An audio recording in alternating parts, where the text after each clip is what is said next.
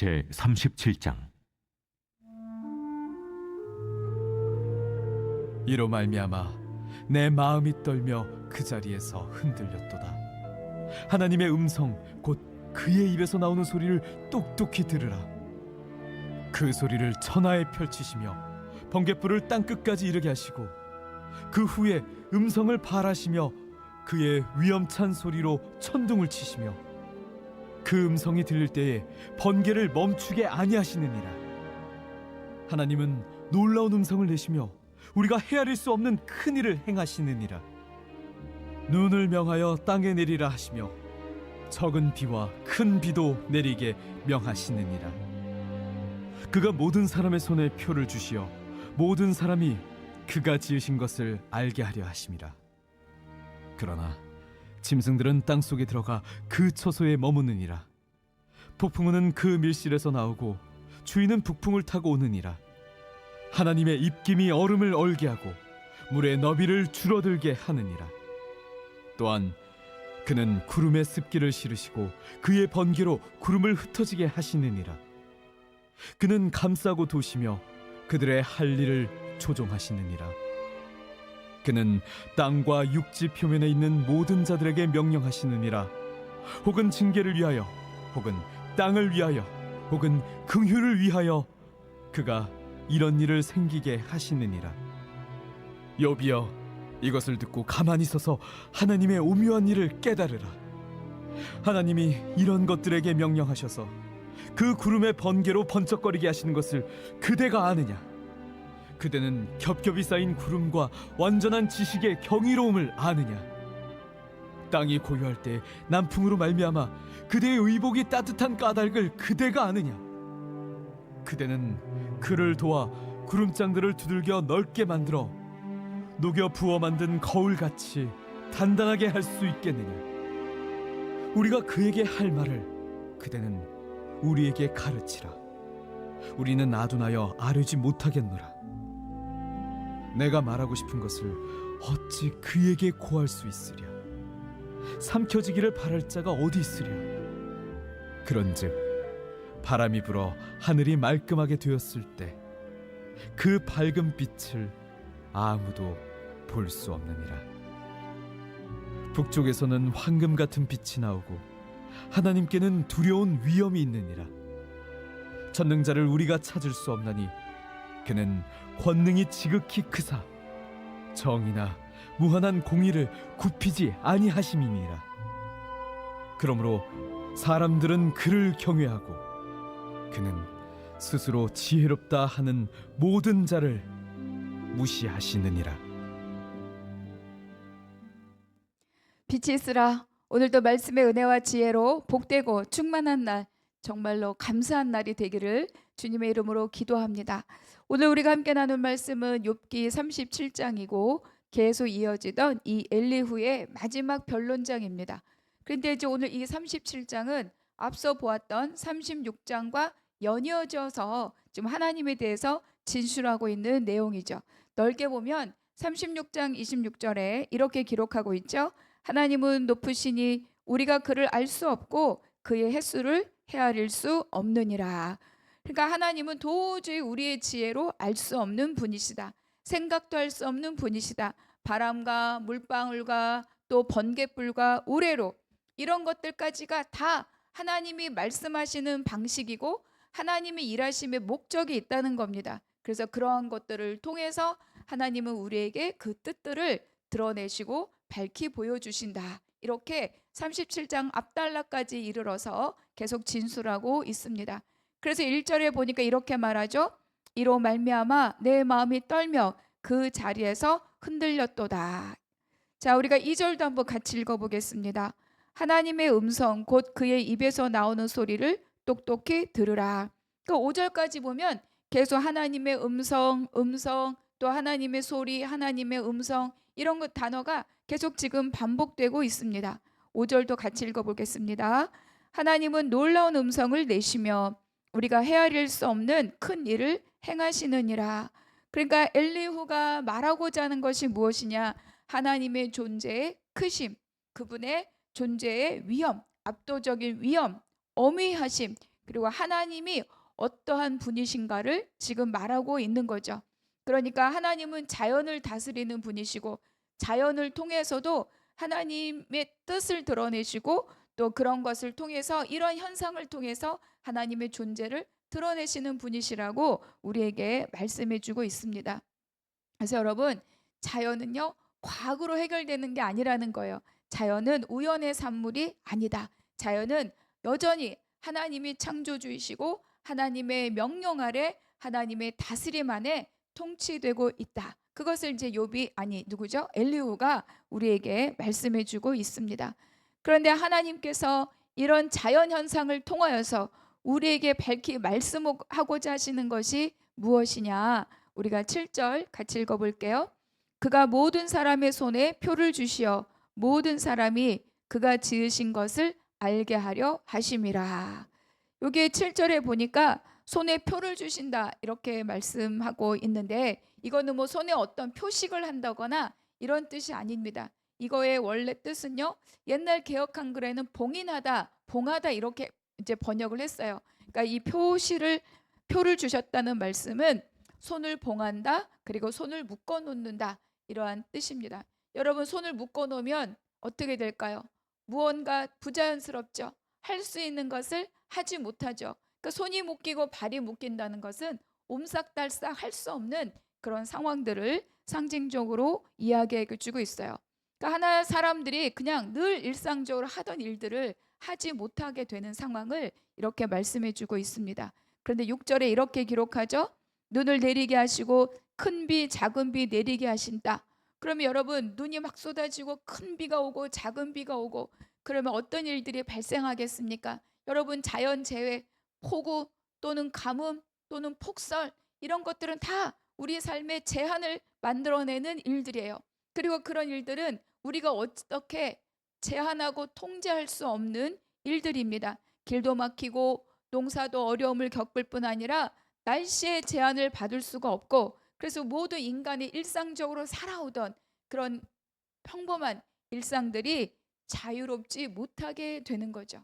그러면 하나님께서 이렇게 두 손을 묶어 두시고 이런 걸 통해서 일상을 막으시고 불편하게 하고 제한을 두시는 그 이유가 무엇인가? 그러니까 이런 것들은 다 뭐예요? 하나님의 계획 아래 하나님의 의도된 행위이다 이렇게 말씀하고 있죠.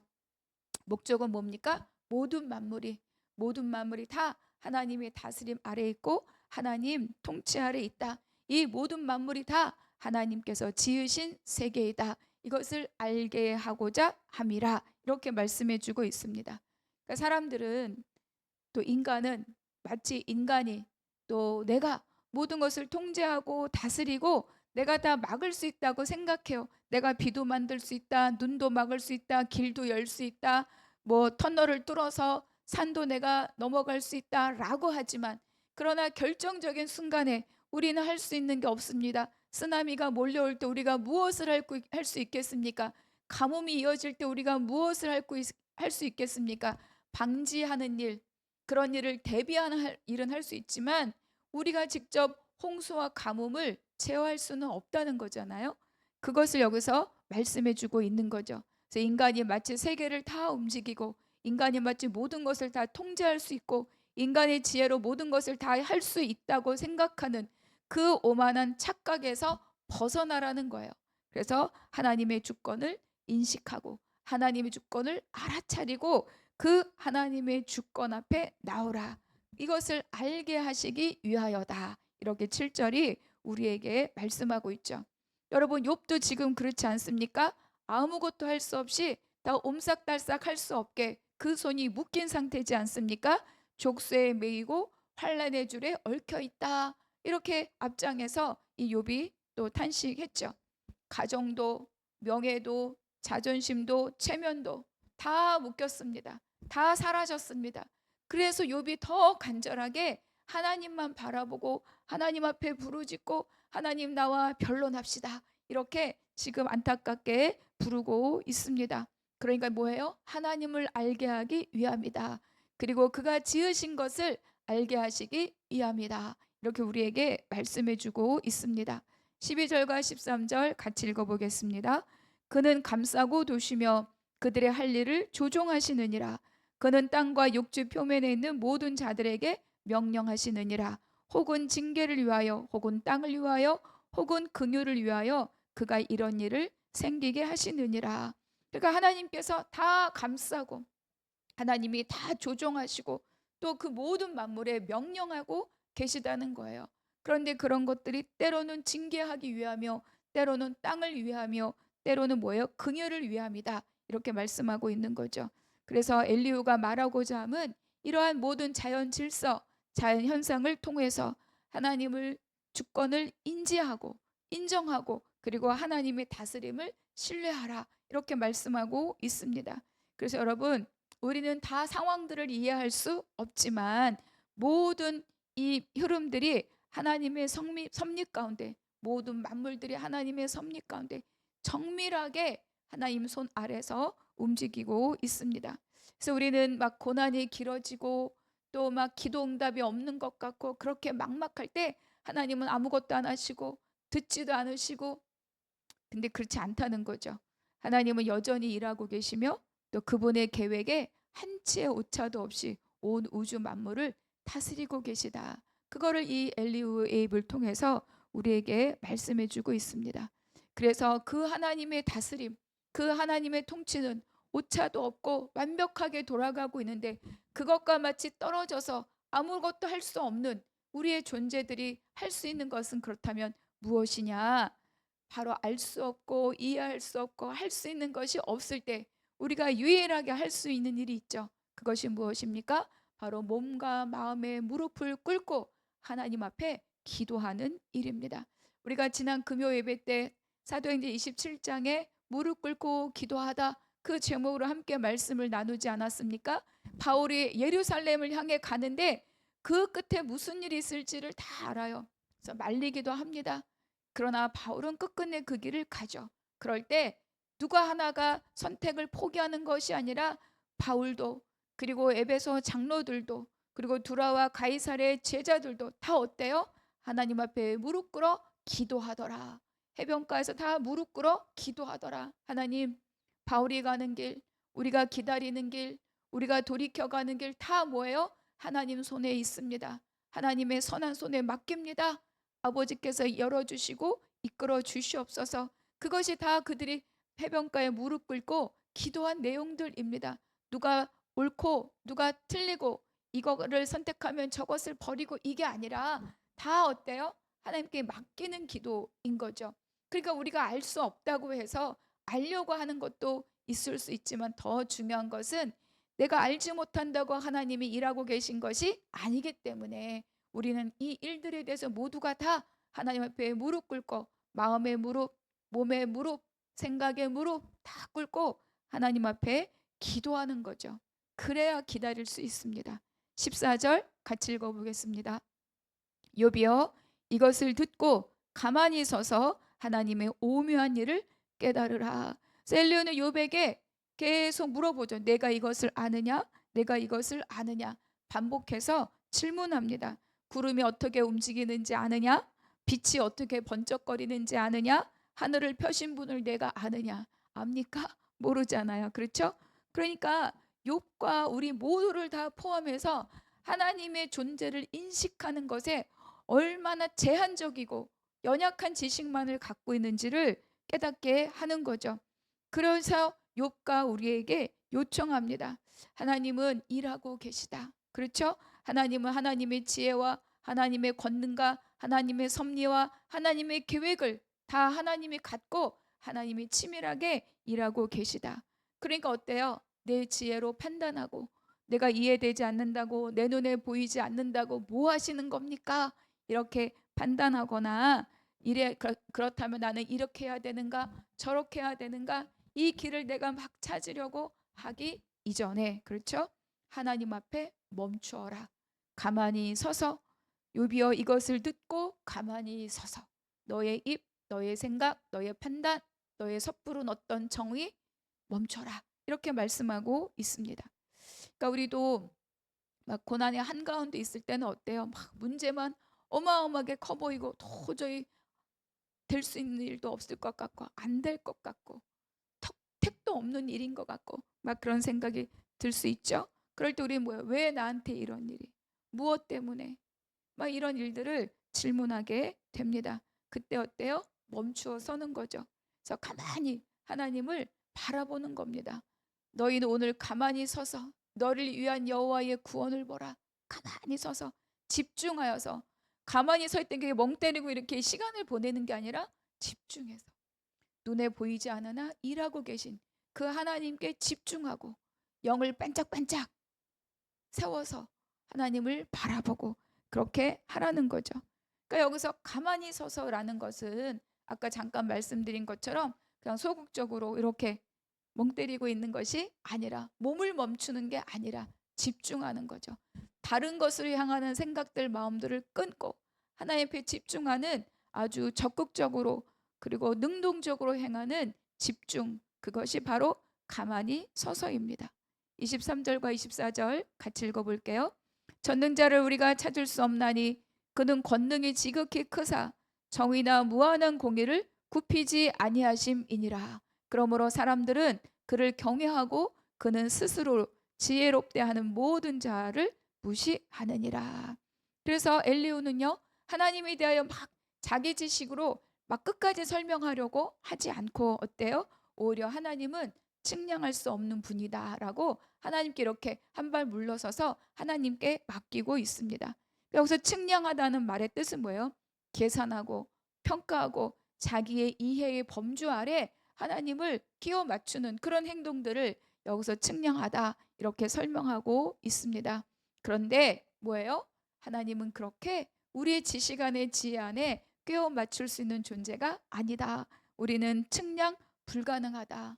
그런데 이 측량할 수 없으면 막 무질서하고 변덕스럽고 그것이 아니라, 그래요? 하나님은 우리가 이해할 수 없어도 하나님은 불의하지 않으시고, 23절에 또 나오죠. 무한한 공의를 굽히지 않으시고, 고난 가운데서도 자기의 성품을 포기하지 않으시고 하나님의 공의로움과 하나님의 사랑으로 끝끝내 하나님의 일들을 이루어 가신다고 지금 엘리후가 고백하고 있습니다. 그래서 24절에 그러므로, 이 그러므로는 결론과 같은 말입니다. 그래서 하나님은 자신을 설명하겠다고 하는 사람, 모든 것을 다 알고 있는 듯이 말하는 사람, 그런 사람들을 찾지 않으신다는 거예요. 그 사람들 관심이 없으시다는 거죠. 그래서 엘리후가 이 37장까지 이르면서 말하고 싶은 것은 뭐냐? 고난의 자리에 있을 때 우리가 할 일은 왜요? 왜요? 질문하고 답을 찾고자 하는 것이 아니라 그분 앞에 머물러 있어 보라는 거예요.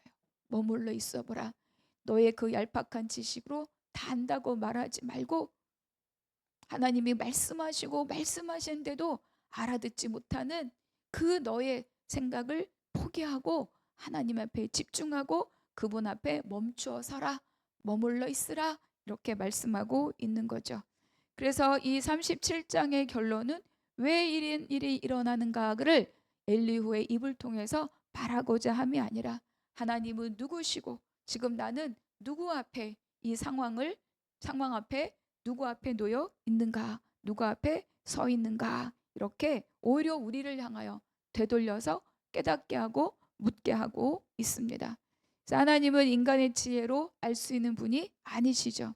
그래서 우리는 하나님을 알아서 믿는 것이 아니라 믿음으로 알아가는 겁니다. 이것이 하나님을 경외하는 마음이죠. 그래서 엘리후는 이제 오늘의 이 뭐죠? 변론을 끝으로 호련히 사라집니다. 이제 다음 장부터 하나님 등장하시는데 하나님도 엘리후를 거론하지 않으셔요. 그래서 마치 새 친구와 그리고 이 욥 그리고 하나님, 이 사이의 커다란 공백을 엘리후가 꽉 메꾸어주고 그리고 호련히 떠나는 바로 그런 존재가 바로 이 엘리후입니다. 그래서 정말로 하나님 앞에 서 있는 우리의 모습으로 우리의 고난을 내가 해결하고 내가 이유를 찾고자 함이 아니라 온전히 하나님 앞에 맡기고 또 하나님 앞에 서서 그분의 일하심을 기다릴 수 있는 저와 여러분이 되기를 바랍니다. 자, 오늘 우리의 묵상 질문 함께 보겠습니다. 첫 번째, 하나님의 다스림을 신뢰하라. 지금 내 삶에서 이해되지 않는 상황이 있다면 그 모든 것을 주님께 고하고 맡기고 하나님의 공의를 신뢰하고 기다려 봅시다. 두 번째 질문입니다. 하나님의 일하심 앞에서 멈추어라. 출애굽한 백성들에게 모세는 너희는 가만히 서서 오늘 너희를 위하여 행하시는 구원을 보라고 명령합니다. 나는 지금 잘 서 있습니까? 우왕좌왕하고 있지는 않습니까? 기도하겠습니다. 하나님 감사합니다. 오늘 새롭게 깨달은 말씀으로 오늘 하루를 강건히 살게 하여 주시옵소서. 하나님, 혼란과 고난 속에서도 멈춰서서 하나님의 주권을 신뢰하게 하옵소서. 내가 다 알지 못해도 주님은 언제나 오르시고 완전하심을 믿고 나아가게 하여 주시옵소서.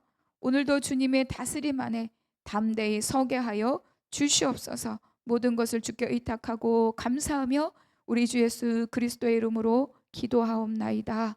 아멘.